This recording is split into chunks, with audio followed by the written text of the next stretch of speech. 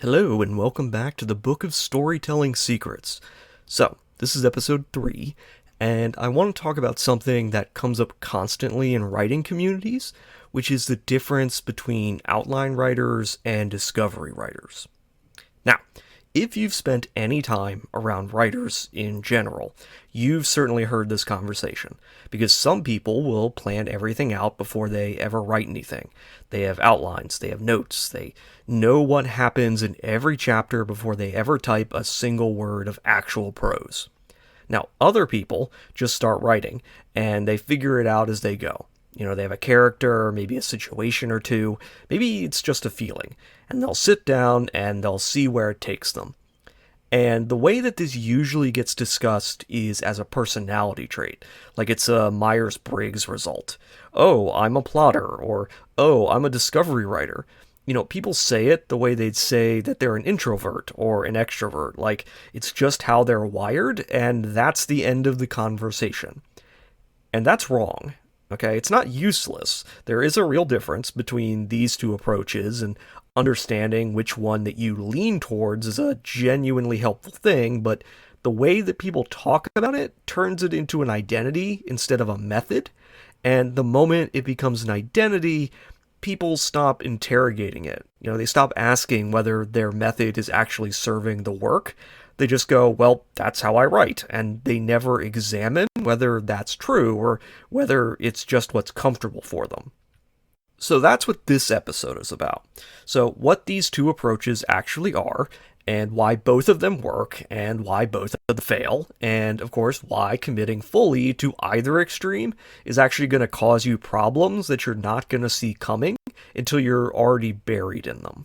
Alright? So, full disclosure, I personally am a plotter. That's my natural approach to writing, and I'm going to be upfront about that bias, because it's going to color some of what I say here. And I do think that if you look at the writers who are consistently producing good work, the vast majority of them are plotters. Okay, they know what story they were telling before they sat down to actually tell it. Now, the degree of detail there does vary. Some people do have a full scene-by-scene breakdown, some people have a loose roadmap with key moments mapped out, and they have a lot of flexibility in between them. But they still know where they were going. Okay, they still had a destination in mind before they started driving. And there are, in fact, practical reasons for this that have nothing to do with art. Alright, if you're working with a publisher, they're going to want to know what you're writing.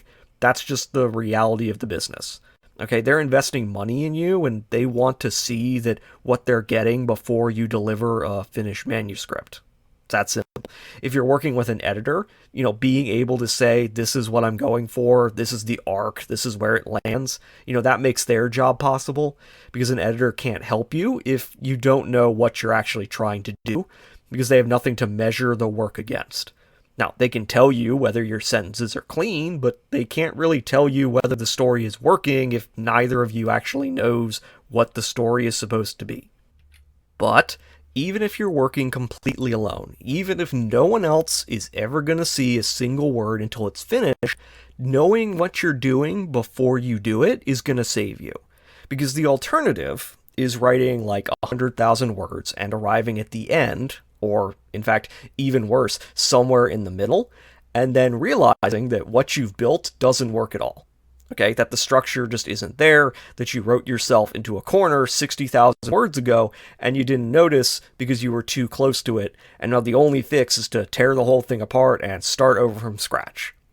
And that is not a hypothetical. That happens. In fact, it happens all of the time. It's actually one of the most common reasons that novels don't get finished, because the writer got far enough in to realize that the foundation was wrong, but they didn't get far enough in to see a way through it. And the other thing is you should go and look at what novice writers actually produce. All right? The internet is a graveyard of unfinished stories. All right? Go browse fanfiction.net and you'll find tens of thousands of stories that just stop. Like chapter 12, last updated in 2016. The author hit a wall and they walked away. All right, go look at like every web novel, right? The ones that do keep going, and just see how many of them are 500 chapters of meandering and nothing happening, right? Characters going from place to place where things happen and none of it's building towards anything because the author didn't have a plan. They just kept writing, all right? And eventually they either gave up or they got bored because even they couldn't tell you where all of this was headed, right? This happens constantly. And it's not because these writers are lazy, and it's not because they're untalented. It's because most younger writers don't want to outline, right? They don't want to sit down and plan things out. They want to write. They want to be in the scene. They want to be in the moment. They want to put words on the page. And that's because that's the part that feels like writing. Okay, the outlining doesn't feel like writing. It feels like homework, and it feels like the thing that you have to do before you get to do the thing you actually want to do. And so they skip it. Okay, they just start writing, and it does work for a while because the beginning of a story is easy. You have all the energy, you have all the excitement, and you have that initial idea that's pulling you forward. But eventually, that momentum runs out, and when it does, there's nothing underneath to hold the thing up. There's no structure, no through line, it's just a pile of scenes that felt good to write that don't really connect to anything. Now, are all writers like this? No. There are people who write without outlines, and they produce excellent work. I am not saying that it is impossible. But there is a reason why the overwhelming majority of working writers, the ones who finish things, the ones who finish things that are good, are plotters in at least the most basic sense of the word. And that's because they knew what they were building before they started building it. But let me give you the best example of a discovery writer, because it's probably the most famous one that you're going to be aware of, Stephen King, right? Everybody knows his work, and King has said explicitly that he doesn't like to plan things out. And that's because if he already knows what happens, he's bored. Okay, there's nothing left for him to discover. The writing becomes rote. He just wants to sit down with a situation and a set of characters and find out what happens the same way that a reader would in real time on the page, right? And it works for him. It obviously works for him. The man has written over 60 novels, and he's one of the most successful authors in the history of the English language, okay? I'm not going to sit here and say that the method that he uses doesn't work. But it also means that he doesn't always know what he has. So famously, his wife had to pull Carrie out of the trash, okay? One of his most iconic stories, and he just threw it away because he wrote it and then he couldn't tell that it was any good, all right? That's what discovery writing does, okay? When you don't have a plan, you also don't have a reliable way to evaluate what you've produced because there's no blueprint to compare it against. And it also means that the quality varies, so that for every It, there's the Tommyknockers. For every The Shining, there's like Maximum Overdrive. King himself would probably admit this because it's the natural consequence of the method. When you don't know what you're going to get when you sit down, sometimes you get a masterpiece and sometimes you get a mess. That's the deal, all right? That's the trade-off. And the thing is, King is talented enough and he's skilled enough and he's prolific enough to make that trade-off work, right? He can afford to write something that's mediocre because he's going to write 3 more things this year and one of them is going to be brilliant, okay? His hit rate doesn't need to be perfect because his volume is enormous. But if your plan is to be a pure discovery writer, you need to understand what you're actually signing up for because you're not signing up to be Stephen King.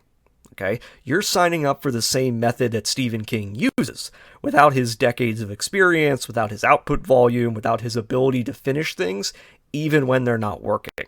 Okay, and that means you're far more likely to end up in that graveyard of unfinished stories than you are to stumble into the next Carrie. Now, does that mean you're gonna have a perfect life if you learn to outline? No. Okay, outlining has its own set of traps, and they're just as capable of killing your work. So, for one, you can get world builder's disease. Now, I did talk about that in the last episode about RPGs and stuff. Basically, you can spend years outlining. You can build the structure, refine the plot, add more detail, adjust the arc, and never actually write the thing. The outline becomes the project. You tell yourself that you're working on your story, and technically you are, but you haven't written a single page of actual prose because the outline isn't done yet. and it's never done because you can always add more to it. You can always make it more detailed, more thorough, more complete. And then you die of old age, with the most beautiful outline that anyone's ever seen, and there's no book to show for it. Or you can also fall into perfectionism, which is related but slightly different. This is where you have an outline and you know what story you want to tell, but you're so committed to getting it exactly right that you won't start until you're certain it's perfect. Right? You revise the outline endlessly, you rearrange the scenes, you second guess the structure. You convince yourself that if you just think about it a little more, you'll find that version that has no flaws in it. And that version doesn't exist, but you will spend a lifetime looking for it. And then there's the third problem that's more subtle, and it's probably more dangerous than the other two I mentioned. So you can create an outline that's actually too rigid, right? You plan the whole thing, and you know every beat, and you start writing, and somewhere around chapter 8, you realize something just isn't working for you. Okay, a character has developed in a direction that you didn't expect, or a scene that looked great in outline falls flat when it's on the page. Okay, the story is telling you that it needs to go somewhere else. And because you're committed to the outline, because the outline is the plan, and the plan is the point, you force it. Okay, you drag the story back onto the tracks, instead of following where it's actually going. And the result is a story that is technically hitting every beat it was supposed to hit, and it also feels completely dead. Now, the longer your story is, the worse this is going to get. Because a short story, with that, you can muscle through. You can stick to a rigid outline for 30 pages, and it will probably be just fine. But the longer the work is, the more opportunity there is for a story to drift away from the plan. And if you refuse to let it drift at all, you'll end up with an ending that doesn't match the story that you actually wrote. So something like Naruto is probably the perfect example of this. And yes, it is a manga, not a novel, so it was being produced chapter by chapter over the span of years, which actually makes the problem even more visible, but the core issue is the same. Okay, Kishimoto knew where he wanted to end up. He had the ending he wanted in mind. He had the character pairings planned out. He had the big beats, mapped out, and then he actually started writing, and the story took longer than he expected to. Okay, he gave more time to certain arcs. He let certain characters breathe. He spent chapters on things that weren't in the original plan because they were working, and the audience was responding to them. All of that's good. All right, that's what you should do. That's the story telling you what it needs, but the outline didn't change. Okay, the ending that he wrote stayed the same. The pairings stayed the same, and that meant that when the ending actually arrived, it felt extremely rushed. It felt like it came out of nowhere. Characters who had spent hundreds of chapters developing in one direction suddenly snapped into the positions that the outline had always intended for them, and the audience could feel it, because the story that they'd been reading for years and the ending that they got were two different things. Okay, what Kishimoto wrote and what Kishimoto planned had diverged, and instead of updating the plan, he stuck to his guns, right? And that's the danger of a rigid outline. Okay, the outline becomes more important than the work. The writer will treat it as a contract instead of as a guide. And then when the story outgrows the plan wins, and the story is going to suffer for it. But now let me give you an example of the exact opposite. Okay, someone who had a plan and then watched it fall apart and then changed course, and the story was better for it, or at least the franchise itself survived because of it. Dragon Ball Z. Okay, probably one of the most well-known manga in history, or at the very least, it's very up there on the list. And if you read it, you can see the story changing in real time. Okay, during the Cell Saga, Toriyama is clearly trying to sunset Goku as the protagonist, and on paper, it makes sense. Okay, you had all of Dragon Ball with Goku at the center. You had everything up to the Frieza saga on Namek. The character has been the focus of hundreds of chapters. It's time for him to step aside. And the setup was genuinely good, right? Goku has a heart condition, and Trunks comes back from the future specifically to give him the medicine for it. That's foreshadowing. The story is telling you that Goku's body is failing, that he's a mortal man, that his time is limited, and Trunks succeeds. Goku survives the heart condition. And then he dies anyway. He sacrifices himself during the Cell fight because it's the only way to save everyone else. The cure only kept him alive for a brief period after the point that he would have died, but he still dies anyway. The manner of his death changed, but not the fact that he died. And then Gohan steps up and he finishes the fight and the torch is passed.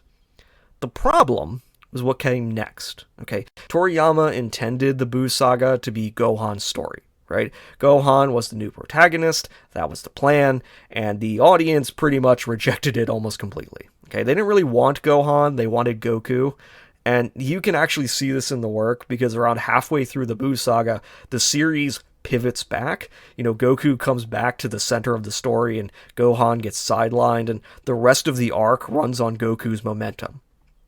Now, is that bad? Kind of. Okay, the Buu Saga is generally considered the weakest part of the series, and the pivot is a big reason why. The arc doesn't have a clean structure because it changed direction in the middle of it, and you can feel the seams of the story. But it would have been worse if he had stuck to the plan, okay? If he had forced Gohan into the role that the audience didn't buy and the story couldn't support. If he had done that, the franchise might not have survived it. And that's the point I'm trying to make. It's okay to admit when something isn't working, because the outline said Gohan, the story said Goku, and Toriyama listened to the story. It did cost him a clean arc, but it did save the series. So, what's the answer? Alright, what's the approach that's actually going to help you? First and foremost, you need enough structure to know what you're writing. Okay? Enough that you're writing with intention, that you know where you're headed, that every scene you sit down to write exists for some reason. But not so much that your outline becomes a straitjacket, not so much that you can't deviate when the story tells you that something isn't working. So what that means in practice is that you need just enough information to move forward. You need to know what the next scene is doing. You need to know what the major beats are. You need to know where the story ends, or at least where you think it ends right now. But you don't need every scene written out in advance. You don't need a paragraph by paragraph breakdown of chapter 14 when you're still busy writing chapter 3. You need the destination, and you need major landmarks along the way. The roads between them, those you can figure out as you drive. And this is where we're going to circle back to the first episode I did, because everything that I talked about with dialectics feeds directly into this specifically. That said, if you haven't watched that episode, go do that first, because what I'm about to say builds on it. But, to give you the short version, dialectics for our purposes means that you're looking at your story through 3 lenses. Your thesis, which is what your character wants, what they're trying to do, what they're moving towards.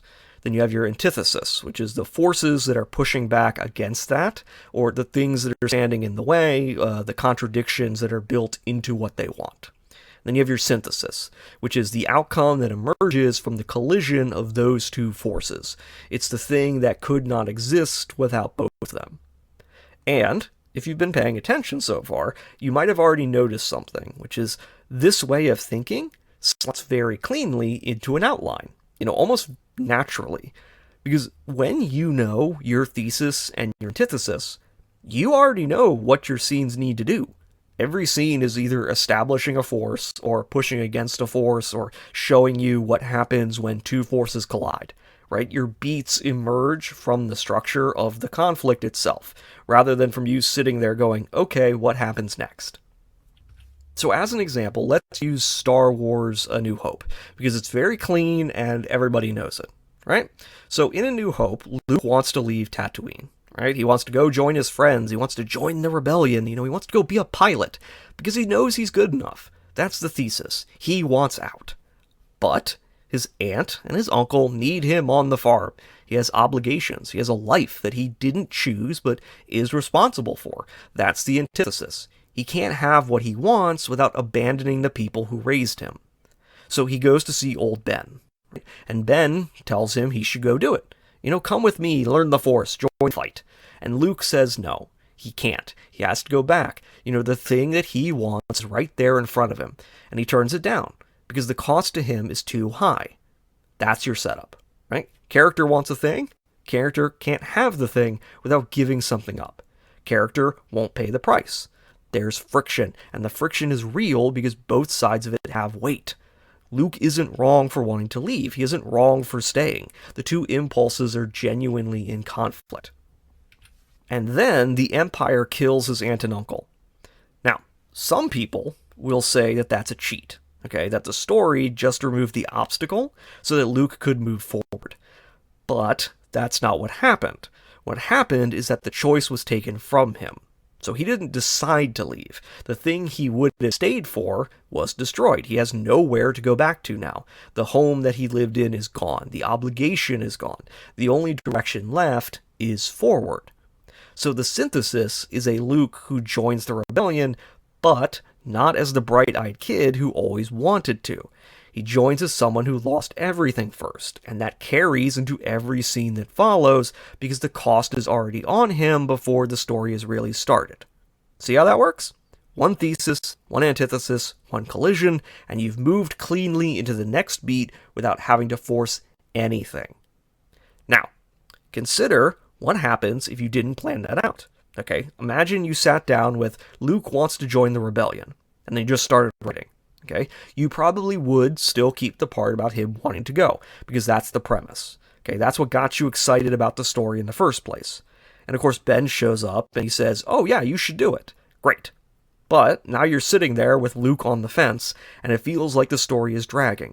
Okay, you want to get to the good stuff. You want the spaceships and the Death Star and the lightsabers and all that stuff. The farm stuff is slowing you down.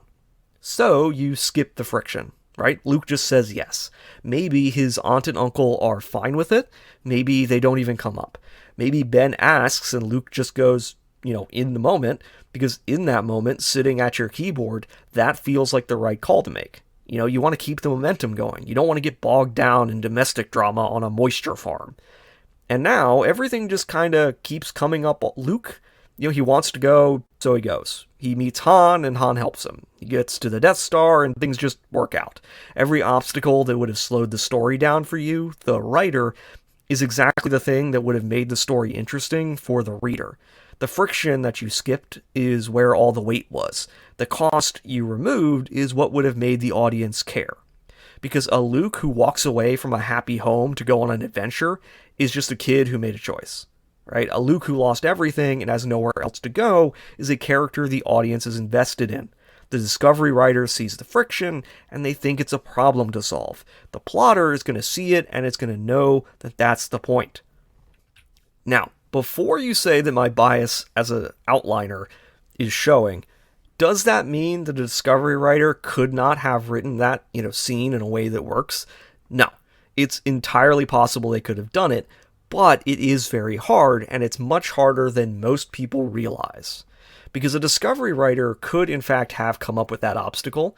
They could have sat there, looked at Luke wanting to leave, and thought to themselves, what's stopping him? What makes this cost something? And they could have arrived at the aunt and the uncle, the obligation, the home that has to be destroyed before he can move forward. Okay, all of that is available to a Discovery writer. The ideas aren't locked behind an outline. But it requires discipline. It requires the willingness to slow down, to sit in that friction, to write the scenes that feel like they're dragging because they're doing necessary work. And that's the thing that a lot of Discovery writers struggle with, because their whole approach is built on momentum, on following the energy, on writing what feels alive in the moment. Telling them to slow down and build an obstacle is like telling a sprinter to stop mid-run and just start laying bricks, okay? It requires something else too, which is actually even harder, okay? It requires creativity under pressure. Because in order to use the dialectical structure that we've already talked about, you need an antithesis for every thesis. Every time your character wants something, you need the thing that pushes back. Every time a force moves forward, you need the force that resists it. And those collisions need to produce something. They need to create a synthesis that is going to push the story into its next beat. What tends to happen for all but the most experienced Discovery writers is one of two things. Either they A, create an antithesis that doesn't produce a synthesis, an obstacle that just gets overcome and leaves nothing behind, or B, they create one that feels like it came out of nowhere because they're inventing it on the fly. Okay, they didn't know it was coming, and the reader can tell because it wasn't set up. It just appeared because the writer needed something to go wrong, and they grabbed the first thing that came to mind. So that said, what's actionable here? Okay, if you're a discovery writer, or an outline writer for that matter, how do you actually avoid all of these problems that I've been talking about? And the answer to that question is the same for both of you. It's to blend them together. Only outline as much as you actually need to. And yes, I know that sounds like it's a cop-out. Okay, it sounds like I've spent this whole episode talking about the strengths and the weaknesses of both approaches, and my big conclusion is do both. But it's actually not that simple, so let me explain. So, if you're a discovery writer, and you've listened to everything that I've said, and you're thinking to yourself, okay, I need to learn how to outline. The first thing that you're probably going to do is you're going to search up how to outline.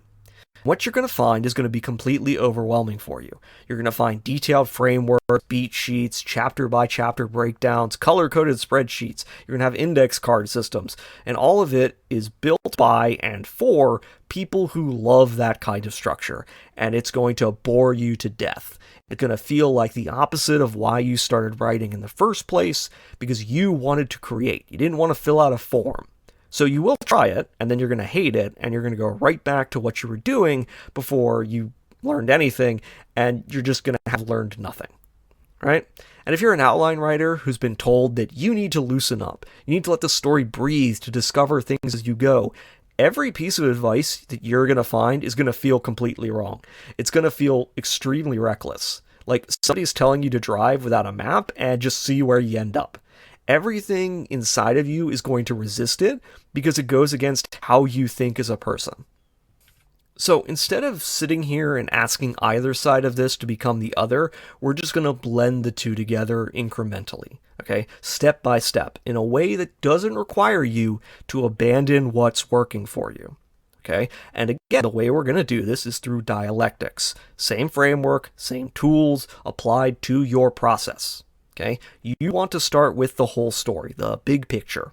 Your thesis is your protagonist and what they want. Your antithesis is the thing that's opposing them, whether that's a villain or a system or a force of nature, whatever is pushing back against them. And your synthesis is where the story ends, what emerges from that collision of those two forces. That's it. That's your first outline. 3 things, and that's it. Let's use the man and the mountain example that I used in the first episode, okay? Thesis. A man wants to challenge the mountain. He wants to climb it. He wants to conquer it. He wants to prove something to himself. Antithesis. The mountain is far more dangerous than he expected, and every step forward puts him closer to dying. Synthesis. He survives, but he comes back down the mountain a different person. Someone who has learned a genuine respect for nature that he didn't have when he started climbing. 3 sentences. You now know what your story is about, you know where it starts, you know what's fighting against it, and you know where it lands. And here's the thing. For some of you discovery writers, that's enough. You already know what to write. You have your starting point, you have your ending, and you can feel the shape of what goes in between. You don't need any more structure than that. You can sit down and you can go start writing, and the story will come, because you know where you're going, even if you don't know every step along the way. But for outline writers, you probably need more. And that's just fine. That's the point. Because you can take what you need and you can leave the rest. And in fact, what makes this work is that you can expand it. Because within your thesis and your antithesis, there are more thesis and more antithesis pairs. It's nested. It goes as deep as you want it to go. And you will stop when you have enough to write. So, for example, let's take our protagonist who's challenging the mountain. We know what he's doing. But why is he doing it? Why is he going up that mountain? That's a question, and the answer is going to give you more structure. So, thesis, he's trying to prove something. To someone, to himself, it doesn't really matter yet. The drive alone is proof. He needs to show that he can do this. Antithesis, the people he's trying to prove it to don't think he actually needs to do it. They're not challenging him. They're not saying he's incapable. They're saying it doesn't matter, that he doesn't need to risk his life to demonstrate something that they already believe about him. Okay? The opposition isn't hostility, it's indifference to the thing that he cares about most. Synthesis. He does it anyway, because the need to prove it is more important to him than his own safety, even though he wouldn't be doing it at all if he didn't feel the need to prove it in the first place. The thing driving him up the mountain only exists because of a gap between how he sees himself and how he thinks other people see him. And the climb can't actually close that gap, but he's going anyway. And so now you have something, right? You have a character with a motivation that contradicts itself. You have people around him who are going to generate friction just by caring about him. And none of it is requiring a scene-by-scene breakdown. You just asked one question and you followed it to its answer. Now, maybe that is still not enough for some of you. Okay? Maybe you're the hardest of hardcore outline writers and you need structure for everything. And you can do that with dialectics. Okay? You have one for your whole story, which we've already covered, and you can do one for each character in your story. You can do one for every scene, every chapter, every act. You can go as granular as you want to. The framework will support it. That said, I don't recommend that you do that. Not because you can't, but because the more granular you go, the more rigid your outline becomes, and the more likely it is to break. So here's what that looks like in practice, okay? Let's say that you do a dialectical pair for every character and every chapter. You've got this beautiful, intricate structure mapped out. And then 10 chapters in, your secondary villain feels wrong. Because each chapter's synthesis before that point moved your protagonist further and further away from the place where that villain made sense. So the character grew in a direction that you didn't anticipate, either through action or through motivation, and now the villain that you planned for doesn't fit the story that you actually wrote. So, you're stuck. You either rewrite your entire outline going forward, which means all of that granular work you did is just gone, or you force it to make sense, which the audience is going to feel, or you scrap everything and you start over.